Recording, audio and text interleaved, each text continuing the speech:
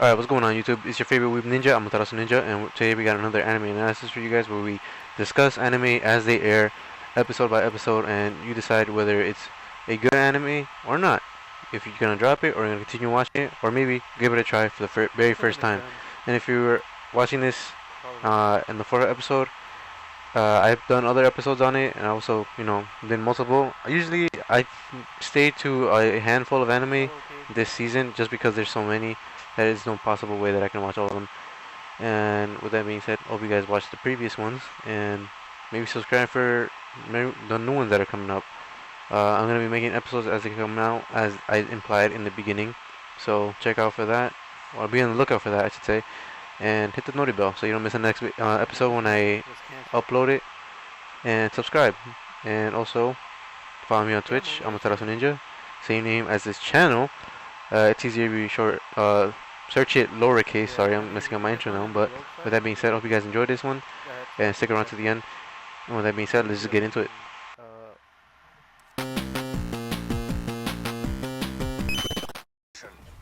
The Girl I Like Forgot Her Glasses. Episode 5 starts off with Komura being sent into town to purchase some ketchup for his mother. And while in town, he ends up spawning a bunch of valentine chocolates, to which he says out loud to himself, "I wish Mia would give me some." End quote. And Mia ends up being behind him and basically startles him. And she ends up saying, "Did someone call my name?" To which we roll in the intro. Komura, again, back to them, not knowing what to say, ends up envisioning Mia rejecting him as he ends up presenting some chocolates, again, all in his head. And as she points out that everything is unusually red for some reason, again, her not having her glasses, which is the whole premise of the show, again, not knowing why everything is so red, which is weird, because we'll see later on. And essentially afterwards, after him changing the subject, they both end up at the supermarket, which Mia ends up is revealed to be looking for mayo, as her mother sent her out, and Komura, again, looking for some ketchup. And for some reason, immediately after, she ends up confusing a giant stack of boxes of chocolates for some tombstone, or I think she says a king's grave or something like that, something along those lines, which is weird. Like, they're in a supermarket. I don't know why that came up to her head, but she has this in the first few episodes she actually ends up having this weird quirk where she ends up talking like a samurai or like some warrior. I think the words that Komura ends up using were samurai. So she kind of has like this quirky side to her. I'm assuming it's from her father, but who knows? It does have to be revealed. Anyways, back to the story. So Mia ends up remembering what Komura had said, that he wanted something from her. To which a supermarket employee ends up calling out for free samples, and Komura uses it as an opportunity to distract her, and ends up changing the subject all over again. But it ends up being free samples of chocolates. To which, he's basically distraught. He's like, "Damn, I'm gonna give my true feelings away again." Obviously, him thinking that, if she ends up finding out that because that he wanted chocolates at the beginning of the episode, essentially he's gonna end up, revealing himself, like basically revealing that he actually has true feelings for her. And that's basically what this whole intro or beginning part of this episode is all about. Essentially, him panicking, that she might find out that he has true feelings for her.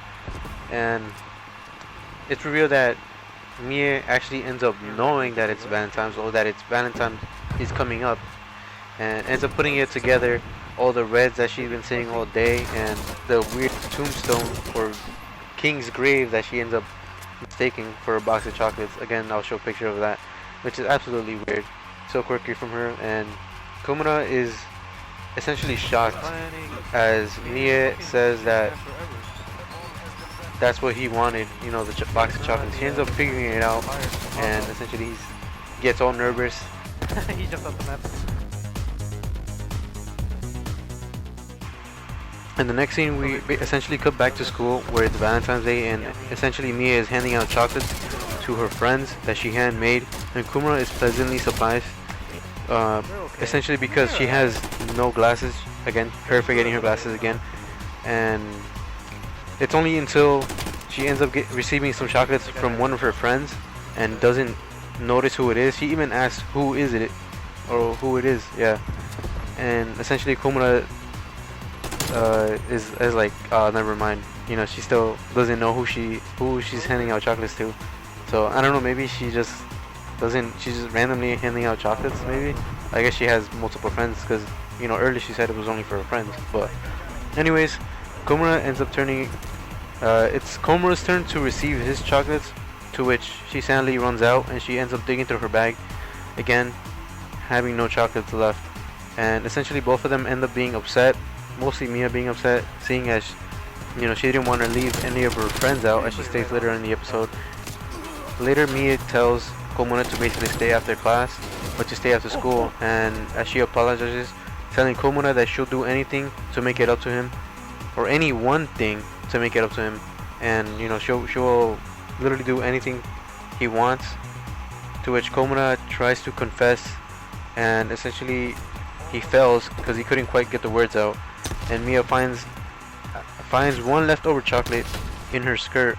I guess she has a pocket, I don't know, for some reason she pulled it out of her skirt, but essentially she, you know, says that it was a snack for herself that she was saving for later on, but offers it to Komura.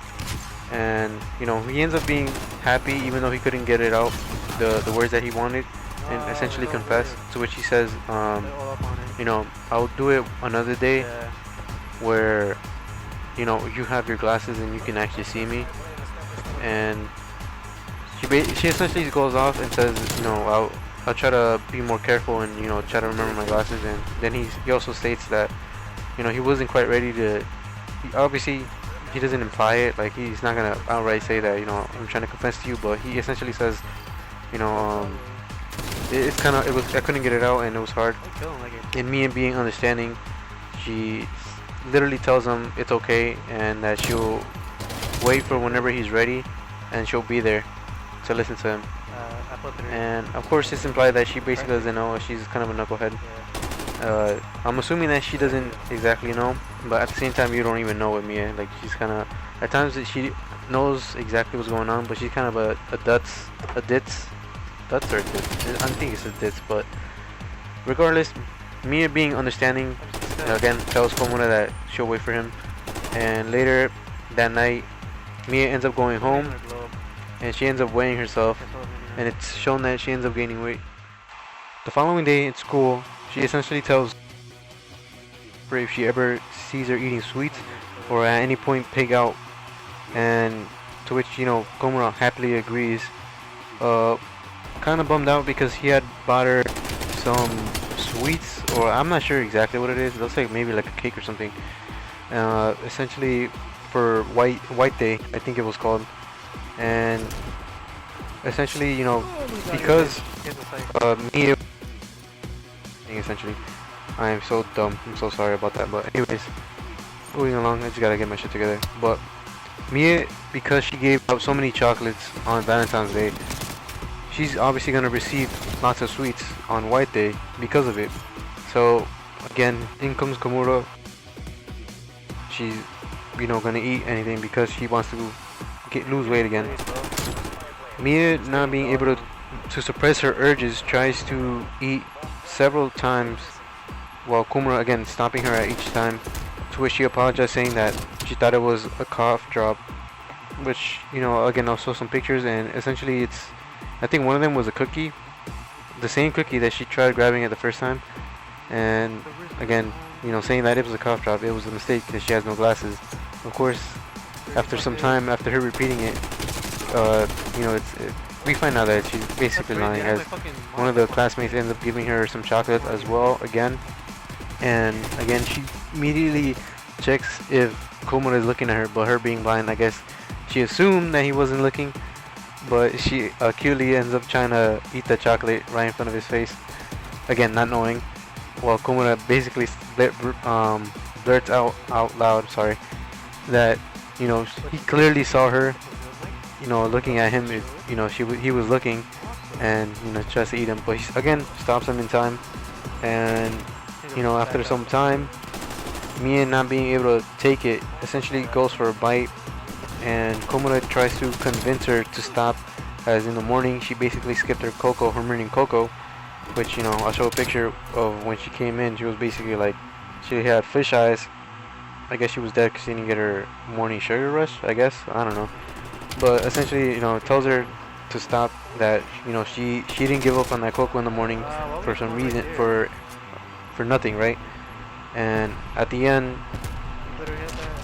she ends up going for a bite from one of Azuma's cookies, the popular boy in the class.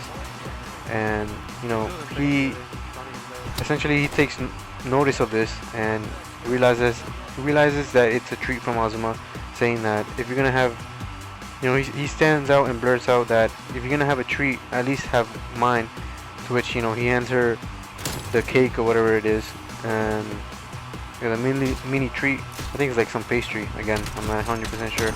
Anyone who knows, give me a comment, and you let me know. I'm gonna end up showing a picture. So again, Mia being in bliss, from having the treat, it just ends up the episode with her, having a cute smile on her face, and that's how the episode ends. Again, I lost track here. I'm just trying to do like one take. Again, like I've explained in my episodes, in my previous I keep saying episodes, but videos, that I'm doing this on PS4 in the Share Factory. So again, I have some limitations. I have to sometimes render the video and then continue editing like halfway in the video, and just trying to make it as seamless as possible. Sometimes it's too much editing, and I'm capped on that too. I have several, like a limited amount of clips that I can use, pictures and all that. So again, a like would be greatly appreciated. It'd get me out to more people, and I hope you guys are here in the next one. And with that being said, I hope you guys follow me on Twitch. Hit the noti bell again so you don't miss the next video. And with that being said, I hope you have a wonderful day as always. Peace out. Deuces. By the way, that's a Zerg Grizz. If you don't know who that is, I suggest checking him out. He's on Call of Duty. He was an old Call of Duty player, a sniper, and that guy's a legend. So that's where I get my deuces from. I just wanted to say that. But anyways, again, have a wonderful day.